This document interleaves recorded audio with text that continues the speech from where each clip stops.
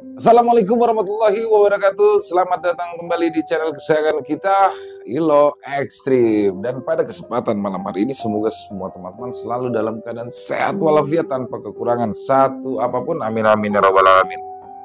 Dan di kesempatan yang baik ini, kami akan membawakan satu kisah dari salah satu subscriber kami yang sudah pernah menghiasi konten kami ya, yaitu Mas Bimo yang ada di Lampung. Pasti teman-teman masih ingat ya, masih segar dalam ingatan kita kisah dari Mas Bimo di rumah sekretariat angkernya. Dan ternyata ada kelanjutannya teman-teman. Seru banget kisahnya dan untuk memvariasikan ya. Intinya nggak sabar kan buat teman-teman untuk langsung masuk ke dalam kisahnya. Sebelum masuk ke kisahnya, saya mengucapkan terima kasih kepada seluruh teman-teman yang mana sudah selalu setia untuk mendukung ya, mendoakan channel kami. Karena teman-teman lah, karena kehadiran teman-teman lah, kami selalu semangat berkarya di setiap harinya. Oke, gak pakai berlama-lama. Langsung kita masuk ke dalam kisahnya. Mode horor. Kisah Bimo di kampus angker.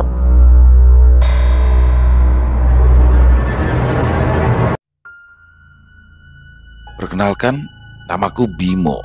Ya, aku adalah Bimo yang sudah mengalami kejadian horor di kantor sekretariat angker. Nah, ternyata kisah ini ada lanjutannya.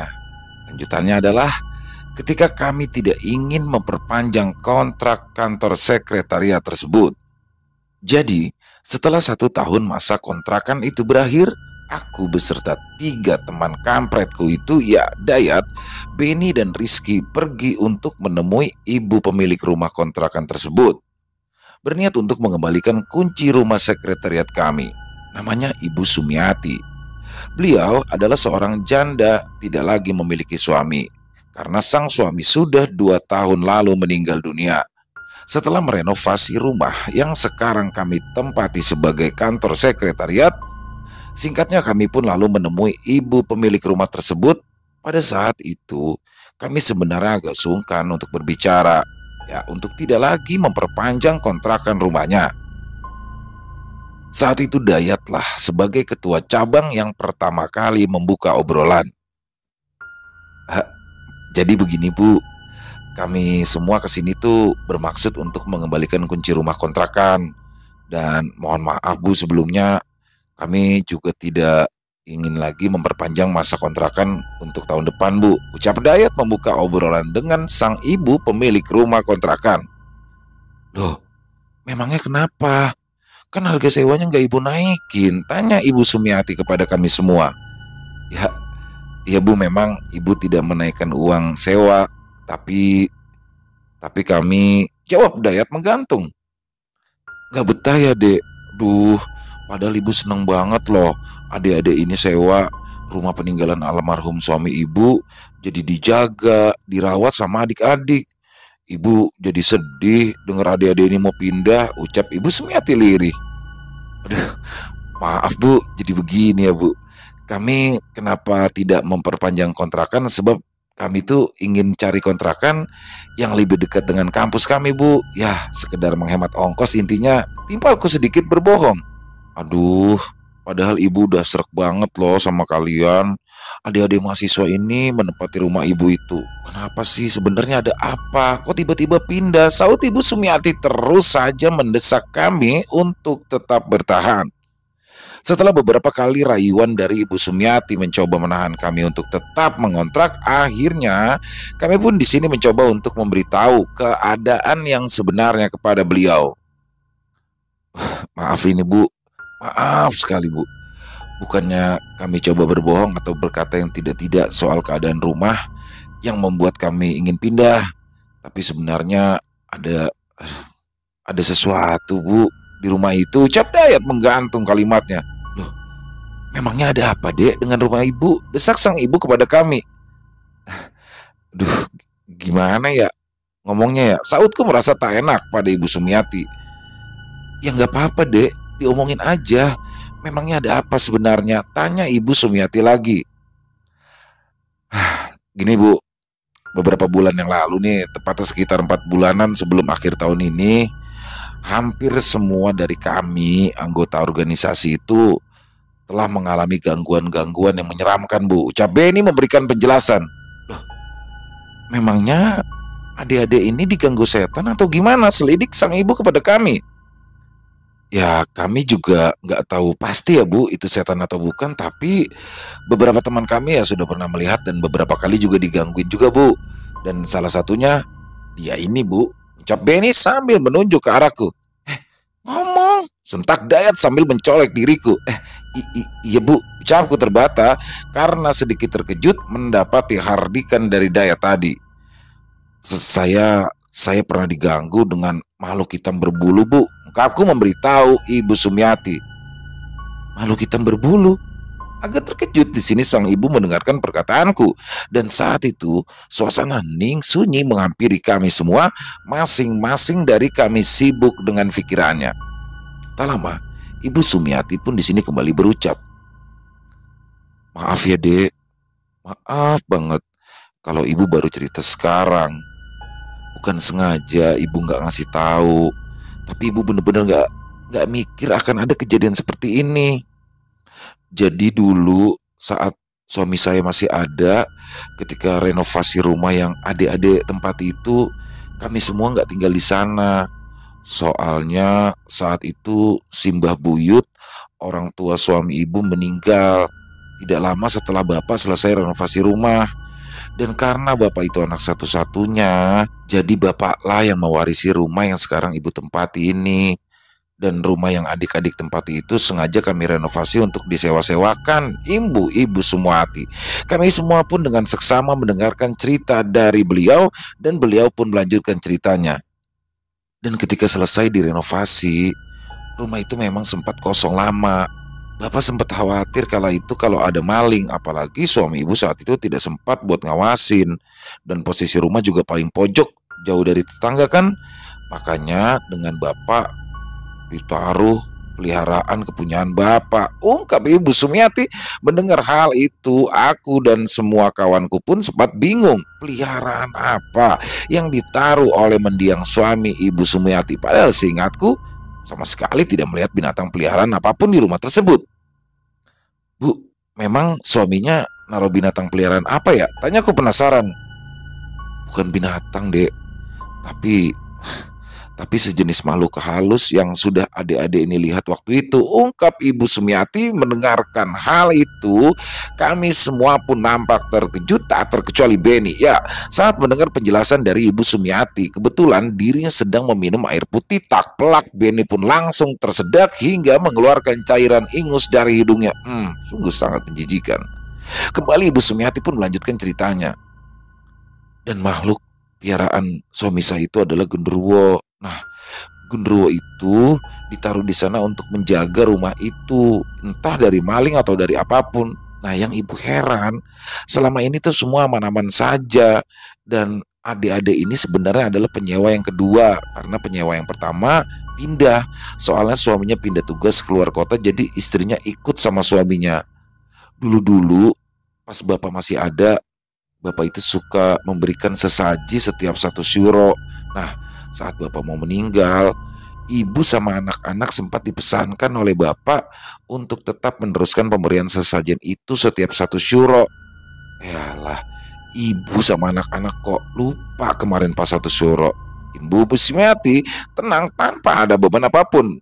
Mendengarkan hal itu, perasaanku sedikit kesal dengan Ibu Sumiati. Dan akibat dari kelalaian Ibu Sumiati lah, senjata perangku akhirnya terdeteksi oleh semua anggota wanita di organisasiku. Maaf ya Dek, akhirnya adik-adik ini yang justru digangguin sama si genderuwo. Gila, Bu Sumiati memberitahu nama makhluk mengerikan itu dengan sebutan Gondo. Iya, ibu sama anak-anak ibu lupa buat kasih sesaji kemarin pas 1 syuro, makanya mungkin dia marah, protes. Kenapa belum juga dikasih sesaji? Mungkin seperti itu, ucap sang ibu mengakhiri penjelasannya. Tapi sekarang sudah aman kok Dek. Nanti ibu suruh anak ibu yang paling tua supaya tidak telat lagi ngasih buat sesaji si Gondo. Kira sang ibu menambah kisahnya. Mendapati itu perasaanku menjadi tak karuan.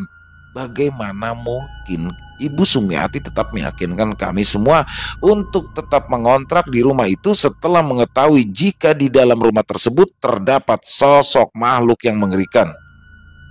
Memangnya sesajennya apa ya Bu? Tanyaku sedikit merinding sambil membayangkan jika sesaji itu adalah sebuah tumbal atau kepala kerbau. Ya, sajen atau sesajinya biasa aja kok. Yang standar-standar gitu, ucap sang ibu menanggapi pertanyaanku. Aja gile, sajen aja pakai acara standar gitu, kayak motor aja. Kembali Ibu Sumiati pun melanjutkan penjelasannya mengenai hal sesajen tersebut.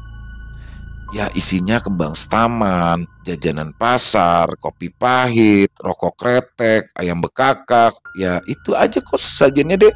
Jelas Ibu Sumiati sambil tersenyum menjawab pertanyaanku. Ya nantinya juga nggak akan ganggu-ganggu lagi di rumah yang adik-adik ini tempati. Itu juga kalau pemberian sesajen yang nggak telat alias molor, ucap Ibu Sumiati terkekeh. Nampak Ibu Sumiati menganggap bahwa hal ini adalah guyonan baginya. Apakah dirinya tidak menyadari jika aku dan teman-temanku semua merinding mendengarnya? Ya kami tidak membayangkan jika selama ini rumah yang kami gunakan sebagai sekretariat terdapat sosok makhluk mengerikan. Apalagi Beni, mulutnya terlihat menganga selama ia mendengarkan penjelasan dari Ibu Sumiati. Jadi itu benar Bu, Gondolowo di sekretariat kami? Tanya Dayat masih tak percaya. Genderuwo dek, bukannya Gondolowo, timpal sang ibu. Ya maksud saya seperti itu Bu, saut Dayat membenarkan perkataannya. Iya dek, itu piaraan bapak, buat jaga rumah aja kok, jawab Bu Sumiati santai. Mendengarkan penjelasan itu kami semua pun langsung aklamasi satu suara, sepakat untuk tetap tidak mau melanjutkan mengontrak di rumah tersebut. Ini pun kala itu langsung berbisik kepadaku. Ya gila aja kalau kita masih mau lanjut di sono Bim, saut Benny padaku. Iya juga, kalau sajennya nggak pakai lupa, kalau lupa bahaya. Bisa-bisa kita yang bisa jadi sajen, ucapku bergidik ngeri. Namun di situ Bu Sumiati nampak kekeh untuk terus membujuk kami agar tetap bertahan mengontrak di rumah tersebut. Mau ya dek, adik-adik ini lanjutin nempatin rumah ibu, desak Bu Sumiati lagi kepada kami. Aduh, maaf Bu, sekali lagi kami mohon, sepertinya kami tidak bisa melanjutkan untuk mengontrak lagi di rumah ibu, ucapku menyodok pembicaraannya. Duh, sayangnya dek, nggak dilanjut kontrakannya. Padahal ibu udah seneng loh sama adik-adik ini yang nempatin rumah ibu. Sebab ibu itu terbantu kalau adik-adik ini yang nempatin rumah itu dijaga dan dirawat dengan baik. Gini aja, bagaimana kalau ibu kasih diskon deh harganya, ucap sang ibu mencoba merayu kami lagi. Ya kalau saya mah tergantung Bimo aja Bu, sebab dia yang bisa ambil keputusan, ucap Dayat menjawab pertanyaan Ibu Sumiati. Lah kenapa lu bawa-bawa gua, ucapku kesal. Nah, iya Bim, kan lu yang berapa kali digodain sama makhluk itu, bisik Dayat padaku. Ya kenapa gua yang harus jawab? Ya kan mesti gua lah, ucapku kesal. Singkatnya, kami memang tak berniat lagi memperpanjang masa kontrakan rumah tersebut, walaupun saat itu Ibu Sumiati terus berusaha merayu kami agar tidak pindah. Setelah memberikan kunci dan mengucapkan terima kasih, akhirnya kami berempat pun langsung berpamitan dan cepat-cepat menyingkir dari hadapan Ibu Sumiati. Di perjalanan, aku pun tak habis-habisnya berseloroh dan bergunjing. Gila, bisa-bisanya Maria Mercedes miara makhluk ituan, ucapku setelah agak jauh dari rumah Ibu Sumiati. Maria Mercedes siapa? Timpal Dayat. Nah, itu Ibu Sumiati, Sumiati Mercedes. Seketika gelak tawa pun keluar dari kami semua sambil kaki Dayat menendang bokongku. Pelan-pelan aja kalau ketawa, nggak pakai volume kenceng, masih kedengeran, saut Dayat. Ya ngapa sih, sirik aja. Ini misalnya nih ya, misalnya kalau emang dikasih gratis, lu mau nggak Bim tinggal di situ lagi? Tanya Benny kembali padaku. Kagak lah, siapa yang juga yang mau sohiban sama Demit, ucapku menjawab pertanyaan Benny. Kan muka lu lebih serem daripada Demit. Kok lu takut sih sama Demit? Kelakar Rizky padaku. Enak aja lu nyamain muka ganteng gua sama Demit, ucapku. Alhasil ku berikan sebuah jitakan gratis mampir di kepala Rizky. Kami semua pun lalu tertawa sambil terus berjalan menuju perempatan untuk menaiki angkot jurusan kampusku. Jakarta, pertengahan September tahun 2001. Saat itu, aku sedang sibuk-sibuknya mempersiapkan band rockku untuk mengikuti kompetisi di salah satu festival rock antar pelajar dan juga mahasiswa. Kampusku saat itu mengirim 3 band rock dalam ajang kompetisi tersebut. Ada band dari Fakultas Fisip, Hukum, dan bandku sendiri berasal dari Fakultas Teknik. Jadi, dalam setiap kali latihan band, kami akan membagi jadwal latihan musik kami. Seminggu 3 kali latihan di studio musik kampus, dan kebetulan saat itu aku juga didaulat untuk memegang jabatan sebagai ketua UKMBS alias unit kegiatan mahasiswa bidang seni dari senat kampusku. Saat itu jadwal latihan band kami tepat di pukul 10 malam. Setelah selesai acara kegiatan perkuliahan, maka bandku mendapat jadwal latihan terakhir. Sore itu di gerbang kampus, aku sedang asik-asiknya berkumpul dengan kawan-kawan bandku membahas aransemen musik yang nantinya akan kami bawakan dalam ajang festival tersebut. Wan, gimana nih soal aransemen lagu wajib yang kita bawain nanti? Kata lu nggak cocok kalau kita masukin melodinya Entertainment Metallica. Terus gimana dong? Pakai aransemen apa nih yang cocok? Tanya aku kepada Iwan, gitaris melodi di bandku. Pakai aransemen yang lu buat kemarin aja deh Bim, tapi speednya kita kurangin, karena jadinya malah kayak speed metal. Ntar ditambahin sedikit cabikan Eddie Van Halen deh dari si Ade Bim. Jawab Iwan. Ya, Ade adalah salah satu pemain lead melodi 2 di band rockku merangkap keyboardis. Sedangkan di band ini aku berperan sebagai vokalis merangkap gitar rhythm. Oke kalau gitu. Terus untuk ketukan drumnya gimana Win? Tanya aku kepada Edwin, drummer bandku. Dari kemarin salah terus, parah loh, gak sinkron sama bass, gerutuku pada Edwin. Ya kan bukan salah gua Bim, itu si Fajar mainnya yang salah mulu, jempolnya cantengan katanya, ucap Edwin sambil menunjuk Fajar, basis bandku. Ya udah gini aja, nanti kita latihan fokus untuk main bersih aja, karena waktu sebentar lagi, mepet, tinggal 2 minggu lagi. Jelasku pada semua personil band kami. Tak lama kemudian, rombongan band kedua dari Fakultas Hukum turun dari lantai 4 tempat studio musik kampus kami, dan mereka pun keluar menghampiri kami. Hei Bim, udah pada kumpul aja? Tanya Pian, salah seorang anak band rock Fakultas Hukum yang merupakan teman satu angkatanku juga. Namun, di situ ada sesuatu hal yang membuatku sangat menggelitik. Ya, saat itu Pian mempunyai band cadas yang beraliran rock bernamakan Makmur Jaya. Mirip nama toko material bangunan. Memikirkan hal itu, aku pun terkekeh-kekeh dalam hati. Iya Yan, kita udah dari tadi nongkrong di sini. Habis kuliah pertama, jawabku kepada Pian. Loh, emang lu nggak masuk kuliah? Tanya Pian. Ya enggak, gua nggak ambil mata kuliah kedua, lagi males. Ucapku kepada Pian.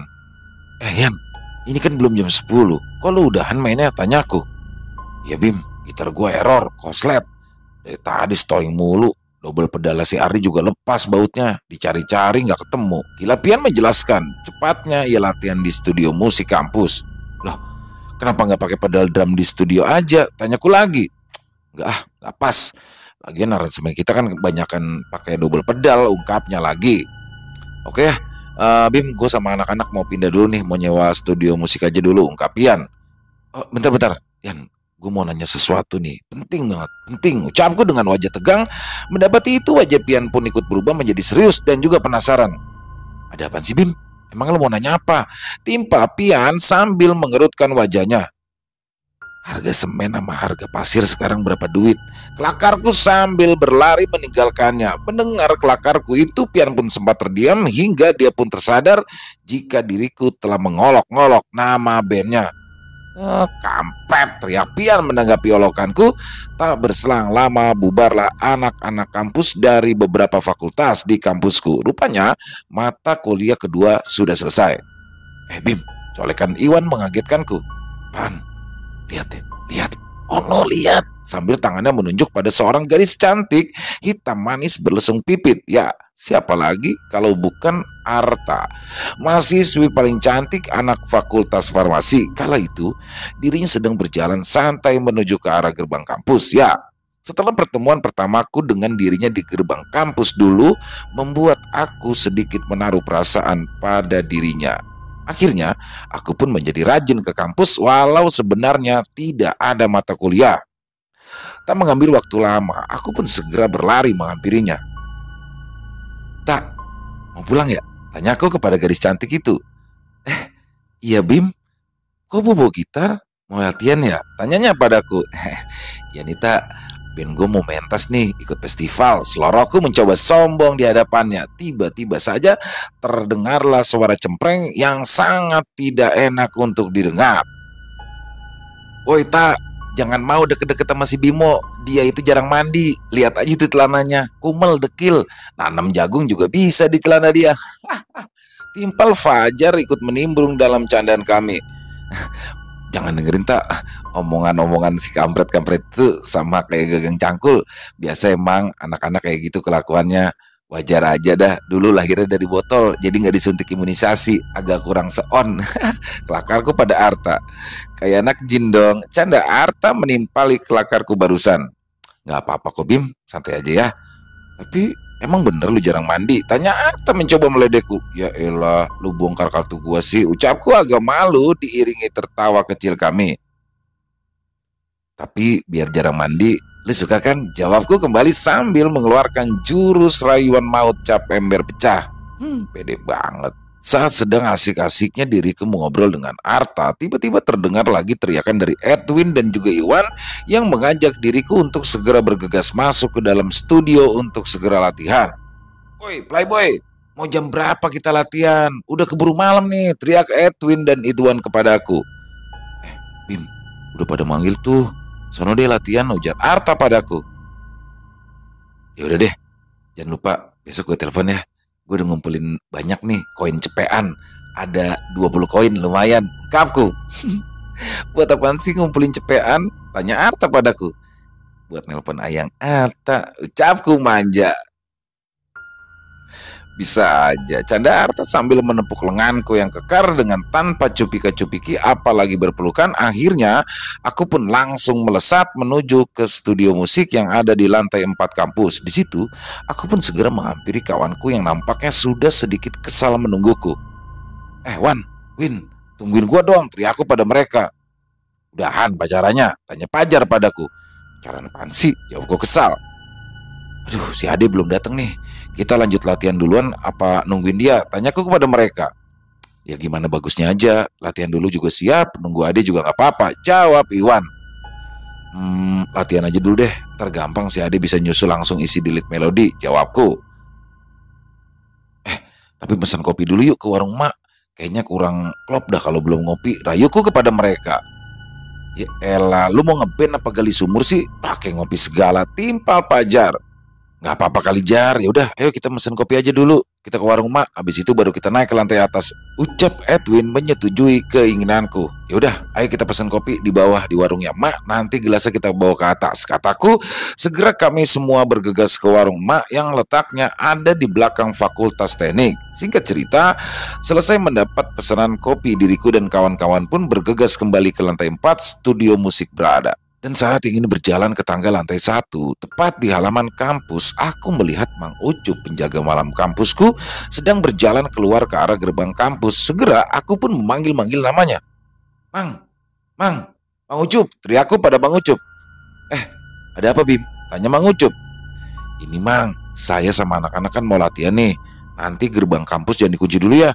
Kan kita masih main di atas. Jelasku pada Mang Ucup. Oh gitu, ya udah Bim. Emang latihannya selesainya jam berapa? Tanya Mang Ucup pada aku.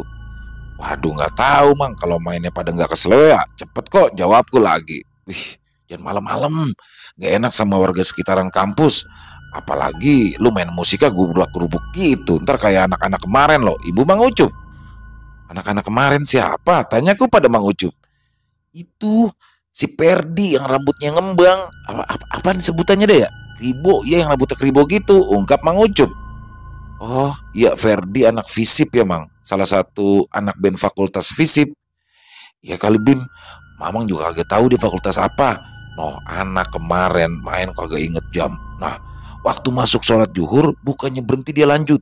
Habis itu kaca jendela toilet sama ruang dosen fakultas farmasi ada yang pecah ditimpukin warga. Lagian kan di sebelah kampus kita ada masjid, ucap Mang Ucup menjelaskan kejadian waktu itu. Dasar kelakuan si Perdi, nggak ada otaknya emang Mang, timpalku menimpali omongan Mang Ucup. Sampai didatengin warga Bim di kampus. Untungnya Mamang sama sapam kampus bisa cegah. Kalau kagak, bisa habis tuh si Perdi sama teman-temannya di amuk. Jelas Mang Ucup lagi. Ya Mang, kita paham kok kalau ya dirasa udah malam kita juga nggak bakalan main full power, jawabku. Ya udah Bim, Mang Ucup mau pulang dulu, nanti jam 12-an Mamang kesini lagi. Siap Mamang, jawabku. Setelah Mang Ucup pergi, aku pun lalu mengajak kawan-kawanku untuk segera naik ke lantai atas untuk segera latihan. Saat itu, kondisi kampus sudah mulai lenggang. Hanya ada beberapa mobil dan motor milik dosen dan dekan saja. Saat itu keadaan kampusku jika malam hari semua lampu di tiap fakultas dan juga ruang-ruang lain pasti dipadamkan. Maka yang terlihat hanyalah penampakan bangunan kampus yang sangat menyeramkan. Wajar saja, kampusku adalah salah satu kampus tertua di Jakarta. Apalagi di situ terdapat 2 pohon beringin besar dan tua yang berada di belakang gerbang kampus. Sekilas, kampus seolah seperti rumah nenek lampir atau istana tua. Singkat cerita, akhirnya kami pun mulai menapaki anak tangga untuk sampai ke lantai 4 kampus. Saat itu, suasana masih tidak begitu seram karena masih ada beberapa lampu yang terlihat menyala. Hal itu disebabkan karena masih terdapat beberapa mahasiswa di lantai 1, 2, dan 3 yang masih mendapat mata kuliah tambahan ataupun yang masih sibuk di lab. Sampailah kami di lantai 4, lantai yang juga difungsikan sebagai aula kampus dan studio musik berada di dalam aula ini. Terdapat ruangan khusus di pojok depan sebelah kiri di dekat panggung aula. Dengan bergegas aku pun lalu mengambil kunci studio yang memang setiap anak band memegang masing-masing satu kunci cadangan. Setelahnya kami pun lalu mempersiapkan alat band untuk segera memulai latihan. Singkat cerita, 2 lagu sudah kami mainkan dan saat masuk di lagu kedua muncullah Ade sang lead gitar kami. Langsung saja kami menyuruhnya untuk masuk dan mengisi aransemen melodi. Di tengah-tengah asiknya kami latihan, tiba-tiba saja, ceklek, terjadi pemadaman listrik. Sontak kami pun berhenti. Dengan kesal aku pun segera menyibak hordeng jendela kaca studio berniat untuk mencari tahu apa penyebab matinya listrik saat itu. Ternyata benar, terjadi pemadaman listrik dan saat itu waktu menunjukkan pukul 23.15. Mati listrik lagi cuy, keluar aja dulu yuk. Ngopi sambil ngerokok, ajakku pada kawan-kawanku yang kala itu masih sibuk meletakkan alat dan meraba-raba dalam gelap untuk bisa segera keluar dari studio. Yuk kita keluar, sahut Edwin menimpali. Bawa kopi jangan lupa, nanti kita kopi di luar aja, sahutku dengan meraba-raba dan juga sesekali tersandung deretan kursi yang berjejer di aula. Kami pun mengambil posisi untuk duduk di kursi-kursi stainless yang ada di aula ini. Suara berisik akibat gesekan kaki-kaki kursi terdengar di gelapnya ruangan aula. Karena kami mencoba menyingkirkan untuk membuat posisi duduk melingkar. Yang bawa korek minjem dong, gelap nih. Gue mau naro gelas kopi, takut ketendang, tanya Iwan kepada kami semua. Lah, emang lu gak bawa korek Wan? Tanya Fajar. Bawa, tapi ketinggalan di studio, sahut Iwan. Akhirnya kami pun hanya duduk-duduk mengobrol di aula kampus sambil menunggu listrik menyala kembali. Bim, emang kampus lu ini gak punya genset? Di bawah itu kan masih ada yang kuliah padahal, tanya Ade pada aku. Ya, Ade, Iwan, dan Edwin bukanlah mahasiswa kampusku. Mereka ini adalah mahasiswa dari kampus yang berbeda, tapi aku rekrut saat membentuk band ini. Hanya aku dan Fajar lah yang asli mahasiswa fakultas teknik di kampusku ini. Setahu gue sih ada genset, tapi aneh ya, kenapa gak dihidupin? Biasanya sih Mang Ucup yang suka ngidupin genset, timpalku. Tak lama aku pun lalu keluar dengan cara meraba-raba arah untuk mencari pintu aula, berniat untuk melihat dari pagar pembatas lantai 4 ke arah halaman kampus. Di situ aku ingin mengetahui apakah masih ada kendaraan dosen ataupun mahasiswa lain yang stay di halaman. Ternyata halaman kampus kala itu terlihat sudah sepi. Begitu juga dengan pos sapam dan ruangan-ruangan lain yang ada di lantai bawah, semua terlihat gelap. Aku pun segera masuk kembali ke dalam aula. Jar, kok sepi ya di bawah? Gak ada orang sama sekali, ujarku kepada Fajar dalam gelapnya ruangan. Serius, gak ada orang lain? Tanya Edwin. Gak ada, gue udah lihat-lihat tadi, celingak-celinguk ke bawah, sautku. Pantes aja genset gak dihidupin, udah sepi, sautku kepada Ade. Lah, kita kan masih di sini Bim, lagi latihan. Masa iya Mang Ucup lupa kalau kita latihan di atas sini? Tanya Iwan padaku. Ya mana gue tahu, capku menjawab pertanyaan Iwan. Ke bawah ada Bim sana, minta tolong Mang Ucup hidupin genset. Lu kan mahasiswa sini, sahut Edwin kembali. Ogah, gelap. Mana harus lewat tangga lagi dari sini sampai bawah. Takut gua, sahutku menolak permintaan Edwin. Terus kita cuma bengong gini-gini aja nih di sini, timpal Iwan. Ya welah, udahlah kita tunggu aja. Sebentar lagi mungkin hidup listrik, kataku. Alhasil akhirnya kami pun hanya duduk-duduk sambil menghisap rokok ditemani kopi diselingi mengobrol ngalor ngidul menunggu menyalanya listrik kembali. Sedang asik-asiknya kami mengobrol dan merokok, tiba-tiba saja tak, terdengar suara drum sedang dimainkan yang diakhiri suara simbal drum yang menutup pukulan tersebut. Mendengar hal itu, sontak kami pun semua yang sedang asik mengobrol langsung terdiam. Aku pun heran bercampur bingung, mencoba bertanya. Itu siapa yang mainin drumnya? Tanyaku. Iya ya, kan kita semua di luar, ujar adek.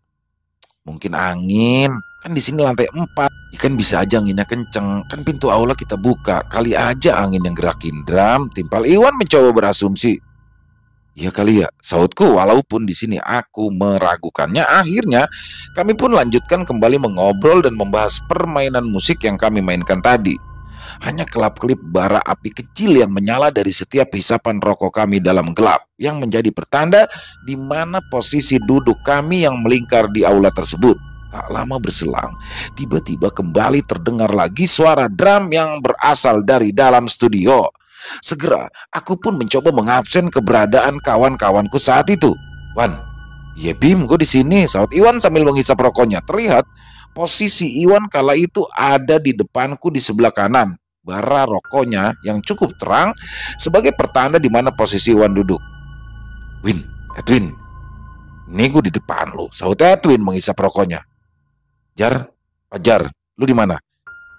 Sebelah lo, sambil memegang pundakku. Sontak aku pun kaget. Kampret, jangan pegang-pegang dong. Kaget, timpalku kesal. Ya kan lu nanya tadi, sahut Fajar. Dek, lu di mana? Tanyaku kembali. Sebelah kiri, sahut Ade sambil menghisap rokoknya. Nah, lengkap. Semua kita lengkap duduk melingkar di sini. Terus siapa tadi yang mainin drum? Tanyaku agak bergetar.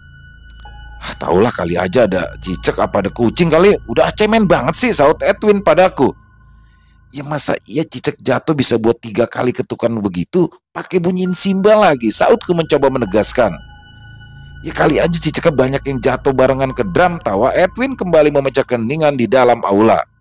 Udah Bim, santai aja, gak usah mikirin aneh-aneh lah, timpal Iwan padaku.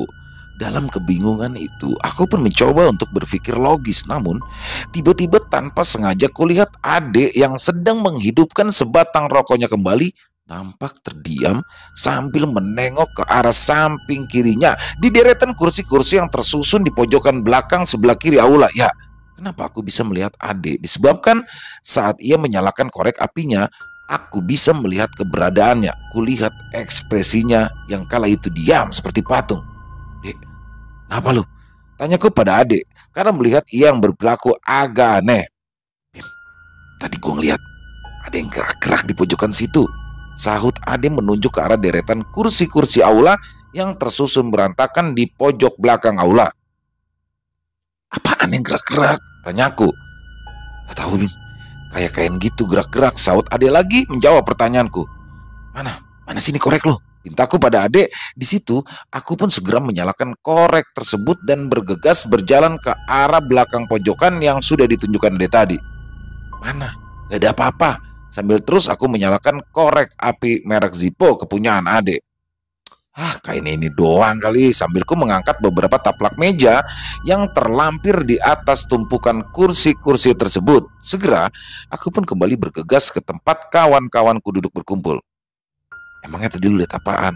Tanyaku kembali kepada adek. Tadi pas gue mau ngidupin rokok, gue lihat itu kayak kain tapi gerak goyang-goyang. Goyangnya ke kiri kanan gitu, ucap adek menjelaskan. Kami semua pun terdiam, tidak berkata apa-apa. Lah, ahli taplak meja yang tadi lu tunjukin Bim, ya bisa aja ketiup angin dari arah depan pintu aula, ujar Edwin menimpali.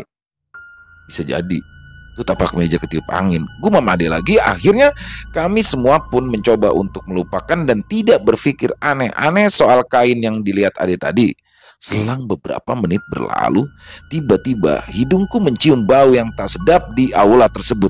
Buset, bau kaki siapa nih? Bau bangke. Enak banget, tanyaku. Iya, bau banget. Kayak bau bangke tikus got, saut Ade menambahkan. Pasti bau kakinya si Pajar nih. Dia kan kakinya cantengan, candaku kembali. Enak aja lu Bim. Enggak lah, ini gue lagi pakai sepatu. Bukan bau kaki gue lah, saut Pajar lagi. Enggak. Ini bukan bau kaki woi. Beda. Baunya bau banget. Ini kayak cicak mati gepeng kegencet pintu rumah, saut Edwin. Sontak kami semua pun tertawa ngakak. Namun semakin lama bau tersebut semakin santer tercium di indera penciuman kami. Parah nih, makin bau. Pengen muntah gue, saut Edwin kembali. Dek, pinjam korek dulu dong. Gue pengen cari tahu nih. Kayaknya baunya deket-deket gue ini mah. Pinta Iwan kepada Ade. Nih, dalam gelap Ade menjulurkan tangannya. Mana Ade tangan lu? Gak kelihatan, gerutu Iwan. Ini sambil Ade coba menghidupkan korek apinya. Setelah korek didapat oleh Iwan, segeralah Iwan menyalakan korek Zippo milik Ade tersebut. Segeralah ia mencari-cari sumber bau busuk tersebut. Namun saat ia mengarahkan nyala api korek tersebut ke sebelah kanan atas baunya, tiba-tiba setan! Teriak Iwan seketika. Ya, akibat teriakannya itu membuat kami semua pun menoleh dalam remang cahaya korek api yang dipegang Iwan. Nampak kala itu seraut wajah rusak berbau busuk dipenuhi belatung yang berjatuhan serta satu buah bola mata yang hampir keluar terlepas dari rongganya. Ditambah hidung dan deretan gigi yang tak lagi dibungkus kulit wajah. Ya, itu adalah seraut wajah pocong yang sangat mengerikan tepat berada di sebelah wajah Iwan. Dengan kainnya yang lusuh, terdapat bercak noda-noda darah. Saat itu sosok pocong tersebut berdiri tepat di samping Iwan sambil menggerakkan badannya ke kiri serta ke kanan. Menyusul teriakan Iwan, kami semua pun ikut menjerit panik, berlari dan saling berebut untuk keluar dari aula tersebut. Pocong! Teriak Iwan langsung, dirinya tanpa memberi aba-aba berlari pontang-panting meninggalkan kami semua di situ. Sontak hal itu pun juga memicu kami untuk mengikutinya berlari keluar dalam gelapnya malam. Woi, jangan tinggalin gua dong, sautku sambil mencoba menarik salah satu baju kawan-kawanku. Bim, lepasin Bim, lepasin. Rupanya baju yang kutarik itu adalah bajunya Edwin. Akhirnya dengan susah payah dan sempat terjatuh karena menabrak kursi di aula, kami pun berhasil keluar dari ruangan aula tersebut. Dari lantai 4 hingga lantai 1 menuju ke halaman kampus masih juga kami meraba-raba untuk bisa terus berlari menuruni anak tangga untuk sampai di halaman kampus. Sesampainya di bawah, langsung saja kami terus berlari menuju arah gerbang kampus dan sial, ternyata gerbang kampus kala itu dalam keadaan terkunci. Aduh, kok bisa sih Bim? Tanya Iwan yang sudah duluan sampai di gerbang kampus. Gimana nih? Edwin dan Fajar bersamaan menimpali. Tuh, Bang Ucup mana ya? Gerutuku kesal dengan nafas yang masih tersengal-sengal. Kampret dah, sial. Kan tadi gue udah pesenin, jangan dikunci dulu. Bang Ucup gimana sih? Gumamku kesal. Alhasil kami pun dengan susah payah memanjat gerbang kampus yang memang lumayan tinggi tersebut. Woi, tolongin gue dong. Gue susah nih manjat, teriak Iwan yang memang berbadan gendut. Rupanya Iwan kesulitan untuk dapat menaiki gerbang pagar tersebut. Sontak kami semua yang sudah berhasil sampai di seberang gerbang pun tertawa melihat Iwan kesulitan untuk memanjat gerbang. Ya udah, lu di situ aja dulu. Gue sama anak-anak yang lain mau nyari Mang Ucup buat minta tuh kunci gerbang. Candaku menimpali putus asanya Iwan yang memang masih berada di dalam kampus. Parah, jangan tinggalin gue dong, rajuknya. Kalau pocong itu kesini gimana? Ibunya sedikit mulai menangis. Sabar Wan, kalau itu pocong datang, lu minta aja melodi gitar yang paling paten. Haha, kelakarku padanya. Setelah menunggu beberapa menit, akhirnya Iwan pun berhasil memanjat gerbang dengan nafas yang ngos-ngosan. Si Iwan kali itu kembali bertanya padaku, Bim, alat-alat kita kan masih di studio, gimana? Masa kita tinggalin? Tanyanya. Iya Bim. Waduh, Bas Ibanez gue gimana? Timpal Pajar ikut menambahkan. Iya, gitar gue juga masih di studio, saut Ade. Sekarang gini, emang lu semua berani ada yang naik lagi ke atas buat ngambil? Sautku. Kalau gue ogah, Timpalku menambahkan. Terus gimana? Gue juga gak mau lo sendirian ngambil gitar gue di studio, timpal Ade. Udah tenang, Sekarang kita cari dulu Mang Ucup di rumahnya. Saranku pada semua, kami pun langsung meninggalkan area kampus dan pergi menuju ke rumah Mang Ucup. Bim, emang lu tahu rumahnya Mang Ucup? Tanya Iwan. Tahu gue rumahnya, gak jauh dari kampus. Dia kan emang orang asli sini, ungkapku. Ntar kita minta tolong aja dia buat ngamanin alat-alat kita. Nah, kunci studio gue kasihin ke Mang Ucup, biar dia nanti yang ngunci tuh ruangan studio juga aula. Jelasku lagi, singkatnya akhirnya kami pun tiba di rumah Mang Ucup. Assalamualaikum. Assalamualaikum, teriak kami bersamaan. Waalaikumsalam, terdengar sautan dari dalam rumah. Dari siapa ya, Dek? Tanya seorang wanita parubaya saat pintu terbuka. Mang Ucupnya ada, tanyaku. Oh, Mang Ucup ada. Ayo, mari masuk, ajaknya pada kami. Tak lama kemudian keluarlah Mang Ucup. Lah, lu Bim, ngapain malam-malam nyariin Mamang? Tanyanya padaku. Mamang gimana sih? Kan tadi udah dipesenin, gerbang itu jangan dikunci dulu. Mamang malah udah ngunci duluan. Jadinya kami manjat gerbang dah, gerutuku pada Mang Ucup. Iya, tadi emang Mamang udah langsung kunci. Pas kagak lama dari mati listrik tadi, terus dia nyuruh Mamang untuk langsung kunci gerbang, soalnya udah nggak ada kuliah lagi katanya. Ya Mamang kunci. Mamang pikir ya lu Pak sama anak-anak juga udah pulang, soalnya Mamang kagak denger lagi tuh suara musik. Ya kan juga lagian itu di jam 12 malam, Bim. Jelas Mang Ucup menerangkan dirinya mengunci gerbang kampus. Si Mamang, kan listrik mati, mana bisa bunyi alat musiknya, Mang? Ucapku kesal. Kita masih di atas, Mang. Saud Fajar ikut menambahi kerutuanku. Ya dah, iya, maafin Mamang. Soalnya Mamang bener-bener kagak tahu. Ucap Mang Ucup lagi.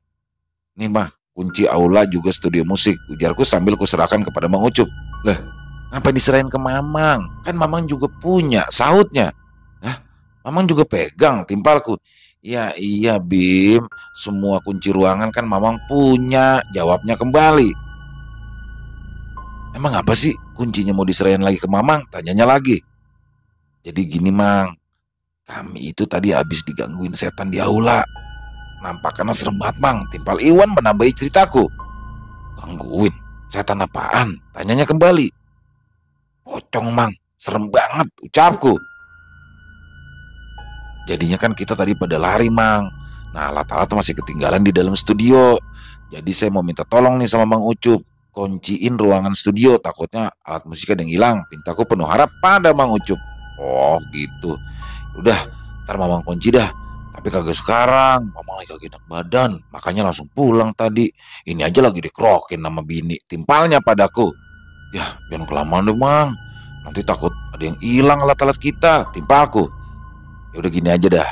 Apa sekarang aja kita ke sana, kita kunci sama-sama. Habis itu ambil alat-alatnya. Ucap Mang Ucup mengajak aku dan teman-teman yang lain.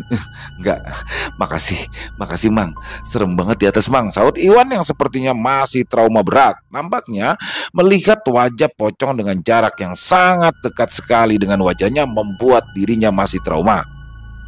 Lagian sih lu pada main musik sampai malam-malam gini, sampai jam 12.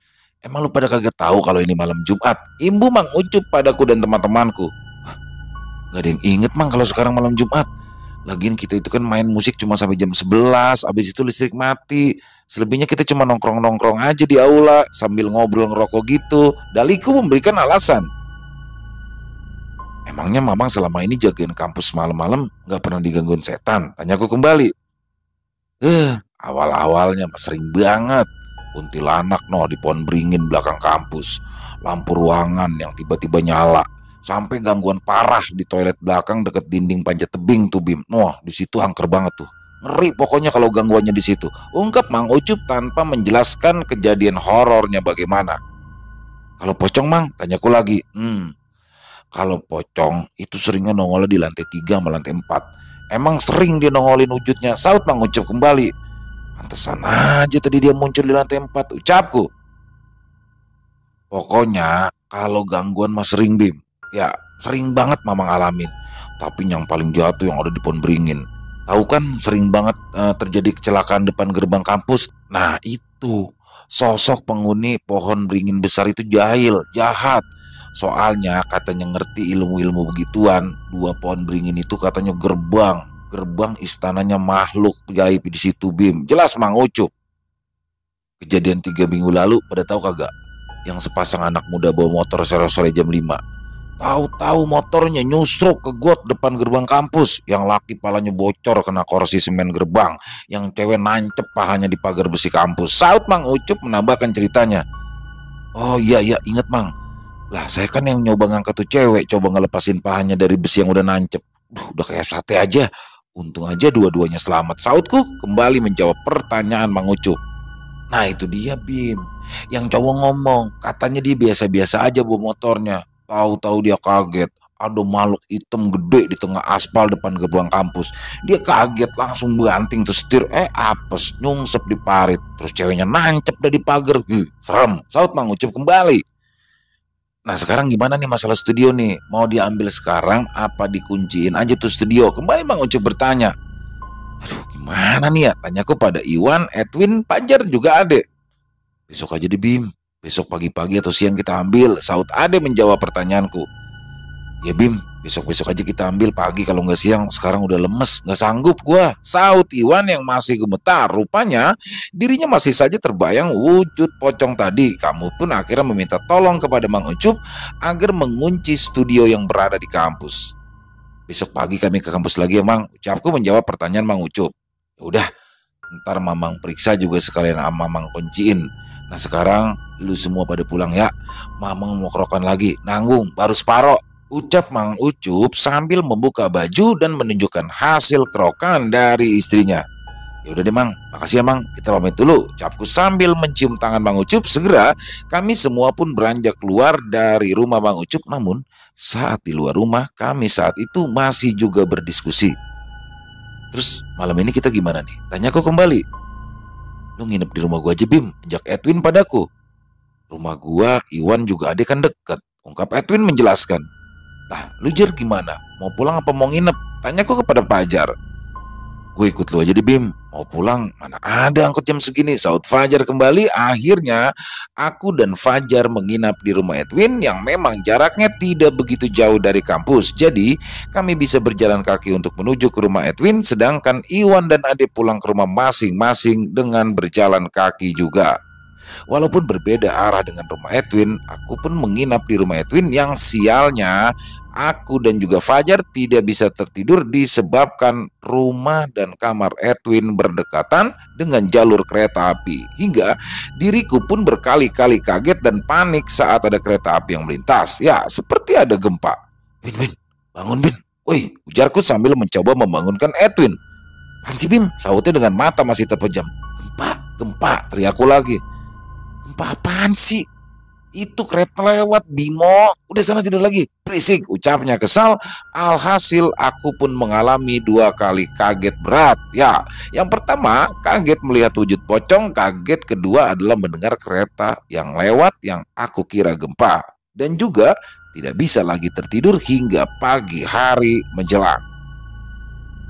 Teruntuk kawan-kawan grup bandku Underspeed yang dulu sempat lolos 5 besar di Palembang. Ya, aku kangen kalian. Sudah lama kita terpisah. Dan juga buat pujaan hati yang sudah bersama dengan orang lain. Thanks for all Arta, Iwan, Edwin, Pajar, dan juga Ade. Selesai. Wow, luar biasa. Kisah dari Mas Bimo yang ada di Lampung. Luar biasa. Sekali lagi dengan gayanya, dengan ciri khasnya saya suka. Jadi horor diselingi komedi. Dan Mas Bimo ini salah satu mahasiswa era 90-an akhir 2000-an awal. Jadi yang pasti dapat banget sih ya gaya-gaya bercandaannya, gaya hidupnya. Dan di zaman itu memang musik masih ini banget ya, anak-anak pada zaman itu masih suka latihan ke studio musik, masih banyak pensi-pensi. Kayaknya agak sedikit berbeda dengan sekarang ya, yang mana studio-studio musik sudah banyak yang mati. Dan sekali lagi terima kasih kepada Mas Bimo atas kiriman kisahnya. Dan ada tadi Arta ya, Mbak Arta ya, buat yang sudah bersama orang lain. Yang sabar ya Mas Bimo ya.